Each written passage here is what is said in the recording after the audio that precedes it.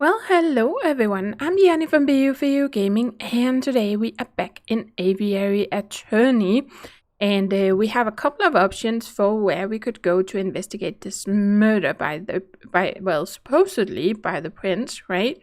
So we have this house where we can go and talk to the flower girl who sold the poisoned or presumably poisoned rose. And then we can go to Palais du Louvre, which is actually the crime scene. And I feel like that's a logical place to start, right? So let's go here. Falcon and Sparrowson make their way to the Place du Carrousel, the courtyard just north of the Louvre's Grand Gallery. That's the Arc de Triomphe over there, right? I swear it's smaller than how I remember it. That's the Arc de Triomphe du Carrousel, you doofus. The big Arc de Triomphe is up the road. What? No way! Why are there two? Because when a man like Napoleon invades half of Europe, he gets to build as many triumphal arches as he damn well pleases. Well, I never expected to see you here, JJ. That arrogant voice. Good day, Severin. Let's be civil, JJ. Why don't you introduce me to your new assistant? Fine. Severin, this is Sparrowson, my assistant. Sparrowson, this is Severin Cocorico, the most pompous prosecutor in Paris. Oh, are you two old school friends or something? More like arch rivals. Please, JJ. I think arch-rival implies some sort of competition. As I recall, we've met in court on 5 occasions, and on 5 occasions did you get humiliated terribly. I'm amazed a failing bird brain like you is still able to get clients. Actually, Severin, business has never been better. I'll have you know that I'm currently being employed by the Prince of Spain, no less. The Prince of Spain? Juan Querido? Well, this is quite an amusing coincidence. Oh no. Don't tell me. Correct. I'm the prosecutor for the very same case. It is a pity that the Spanish prince will indubitably okay, I don't really know that word. I would have indubitably, I don't know. Hang, but I suppose that is what he gets for hiring a bird brain to represent him. Don't call me bird brain. You are the only bird brain here, Severin. One always speaks badly when one has nothing to say. Voltaire. Oh, he's giving you the verbal smackdown. Quick, Falcon, make a witty retort. Huh? Oh, yeah. A witty saying proves nothing. Voltaire. Oh! Very good, JJ. A worthy riposte. But enough talk. If you messieurs would excuse me, I have a case to prepare for. JJ, Sparrowson, I'll see you two in court. Ugh, I can't stand that guy. He did seem like a bit of a cockerel, but is it true what he said? You know, that he trounced you in court 5 times? I can't deny it. Severin has a reputation as a ruthlessly thorough prosecutor. Mountains of evidence, surprise witnesses. It's no wonder he always manages to one-up me. But this time will be different, right? I hope so. I know so, for you see, I stole this annotated map of the Louvre out of Cocorico's pocket when he was busy rattling off Voltaire quotes. Sparrowson, that's pretty impressive, actually. I swear you were standing 3 meters away the whole time. You tall birds are so busy with your heads in the clouds that you don't ever notice us small folk running around your feet. Pinching Cocorico's pocket was like taking candy from a very tall baby. Let's take a closer look. I see. This map shows the entire Louvre area. Everything from Tuileries to the Rue du Louvre. Most convenient. We're currently standing here in the Place du Carrousel. and those penned-in arrows seem to show the route taken by the king's entourage, which means that the king first went here through the Salle du Tibre, and then here into the Grand Gallery where the murder occurred. Didn't Prince Juan say that he spent the morning in the Tuileries Gardens? That's right. So that means Prince Juan approached the Louvre from the west side, somewhere over here. Sounds like we have a lot of places to visit. Where should we go first? Okay, I think we're gonna start with the actual crime scene. So let's start in here. Here we are, the Grand Gallery, the murder room. I believe the murder occurred right under the new painting. I see hundreds of paintings. Which one is the new one?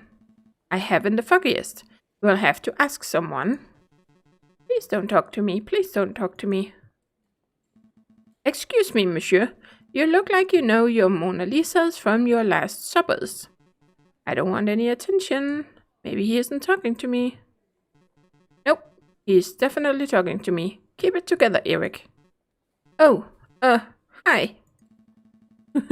Would you happen to know which painting was unveiled on the 7th of January? The one the king came to visit. Oh yeah, I can help you with that. It's the piece right behind you. Ah, I see. It's a painting of the king himself. That's one noble-looking penguin. What do you think of it, Falcon? What do I think? Well, I'm no art critic, but the careful brushstrokes, the pre-Raphaelite soft tones, and the subliminal use of light, this is contrasted, nuanced work. It's an evocative painting that alludes to a forgotten era. You said a lot of words, but I'm not sure if I'm any closer to knowing your opinion. I'm getting the impression that you messieurs aren't regulars at art galleries. No, we are a right pair of Philistines. Speak for yourself, Falcon. I've never even been to the Middle East. Then I'm guessing you're here to investigate the king's assassination attempt.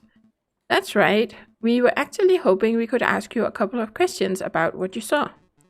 Oh, I wasn't even in Paris when the murder took place. I didn't see anything. But, I have a friend who might be able to help you out. What's this? R&M Associates, the home of Renard Wolf's private investigator. Thank you, but I don't normally deal with these gray area of the law types. No, please give the guy a chance. He helped me out of a bind before, and I'm sure he can do the same for you. Well, I'm not making any promises, but I'll keep hold of the cat. We appreciate the help in any case. It's no trouble. R&M business card. Yep, okay, that's added to our evidence folder. Thank you for your time, monsieur.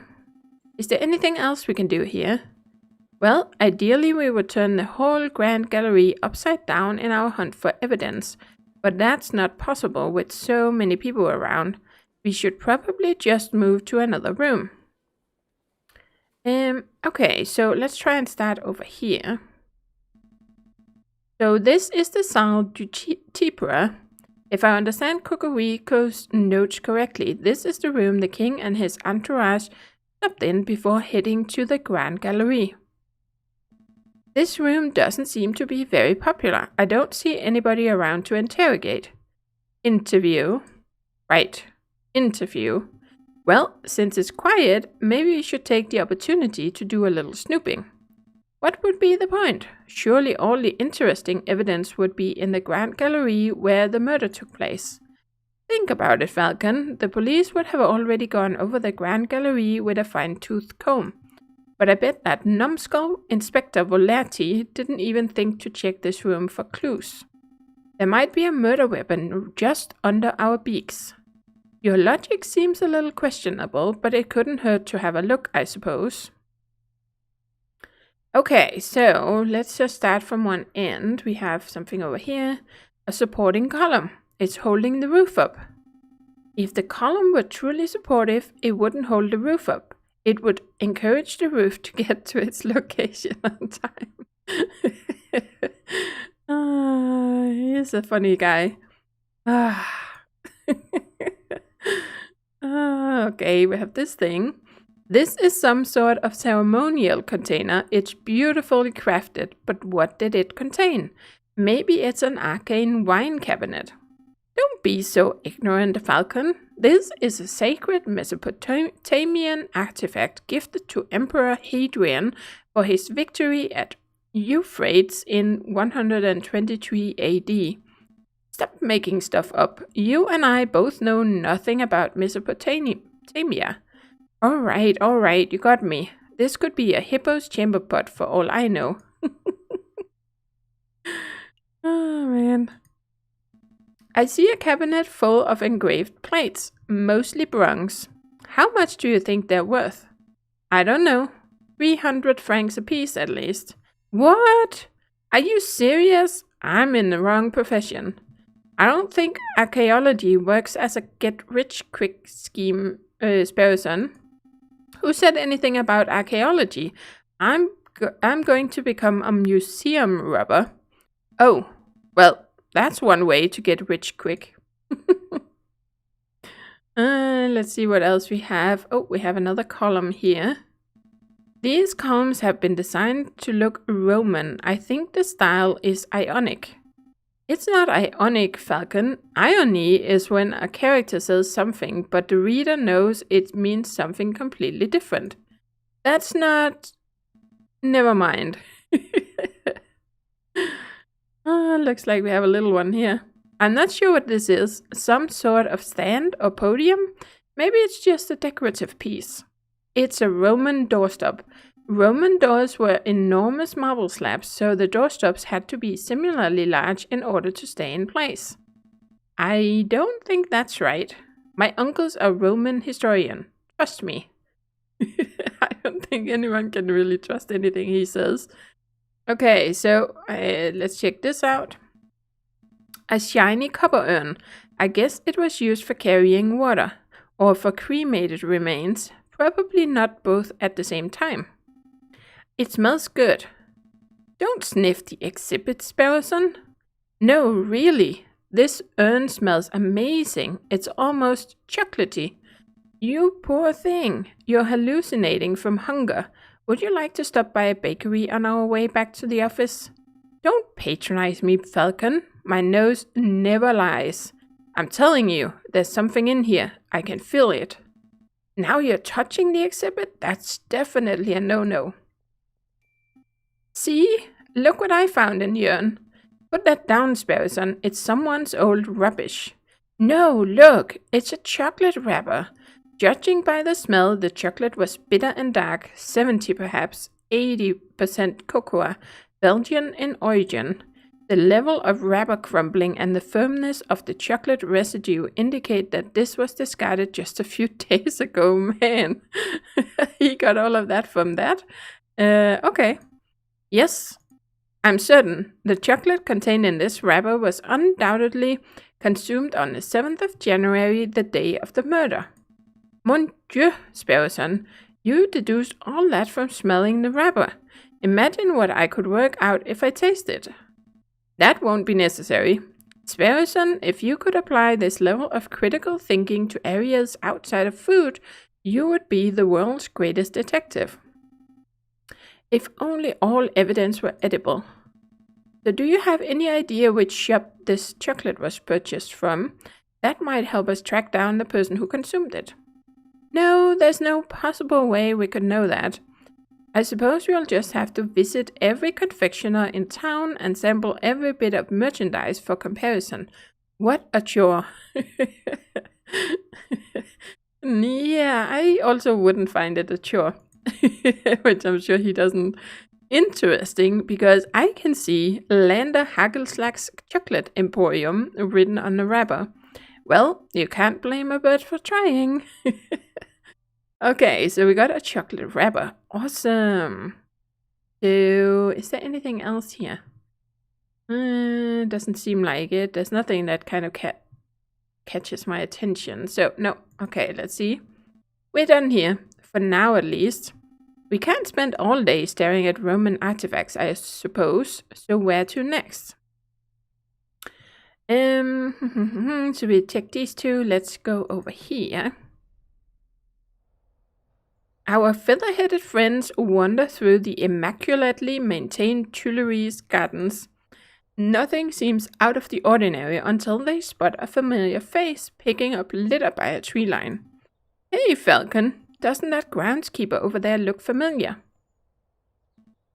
Yeah, now that I'm looking at him, he does look a lot like that photographer. What's his name? That was Rubitio, wasn't it? Rubinio.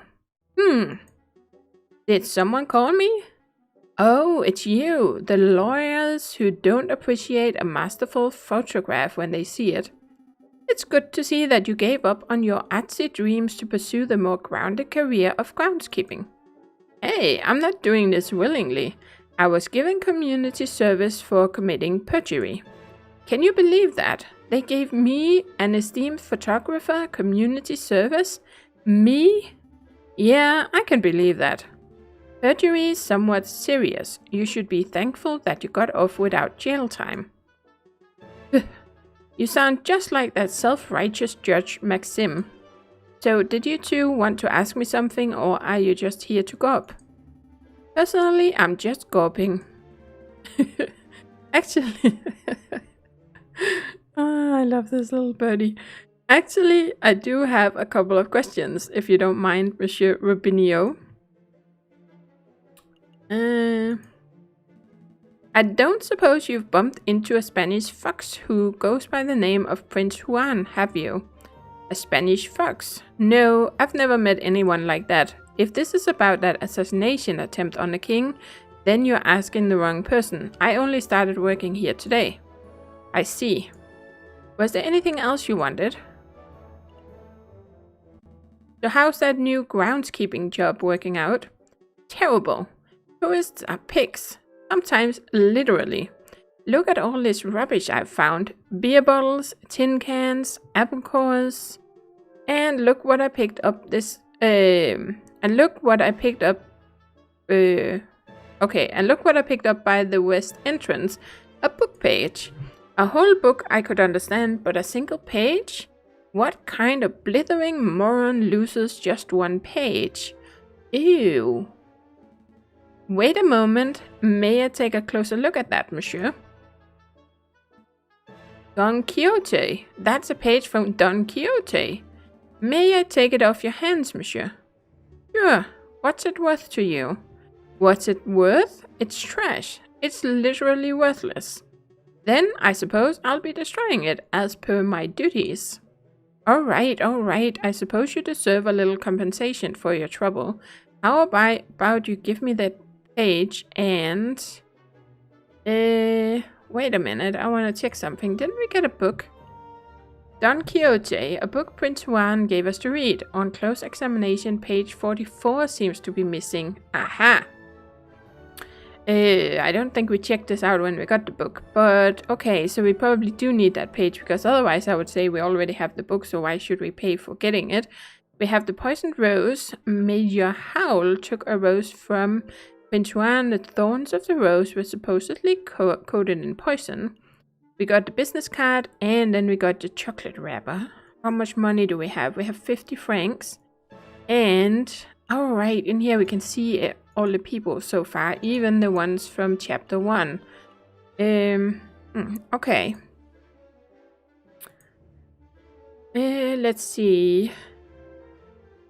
I'll pay 5 francs, or speak with Judge Maxim, or get your photos. Well, we could do this instead of giving him money. He gives us the page, and we speak with Judge Maxim. I'll speak with Judge Maxim. I'll put in a good word, and might be able to get your sentence reduced. Really? You'll do that for me? Thank you, monsieur. I would really appreciate that. Here, take the page. Okay, so we got the page. Did you want to ask something else? That's all. We'll let you get back to your work, Monsieur Rubinio. Okay, so let's just check. Now we got this page. Page 44. It was found in Tuileries Garden by the Louvre's west entrance. Not sure how that is gonna help us, except that we know, but we already knew he was there, right? Well, we got evidence that he actually came from that side, right? Because so far we only knew that that's what the prince said he did, but if this page was there, that kind of indicates that he was actually telling the truth, right? Okay, so we have investigated everything, right? So let's go back here. Are we all done here? Yep, let's go. Let's make a move. Good call. We can always come back later if we've forgotten something. Well, it takes time every time we do these things. So yeah, you can see now it's a new day. But we did find a whole bunch of stuff. So we are gonna continue with this next time, guys. So thank you for watching. And as always, do take care and happy gaming.